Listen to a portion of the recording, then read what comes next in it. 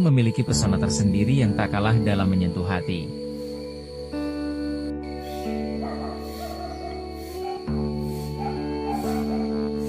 Berada di Dusun Patihombo, Desa Purwosari, Kecamatan Girimulyo, Kabupaten Kulon Progo, tempat ini bukan sekadar sebuah gua, tapi juga saksi perjalanan iman umat Katolik yang penuh ketulusan.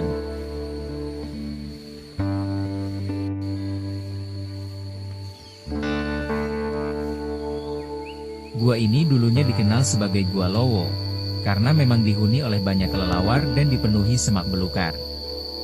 Namun, Tuhan punya rencana yang jauh lebih indah untuk tempat ini.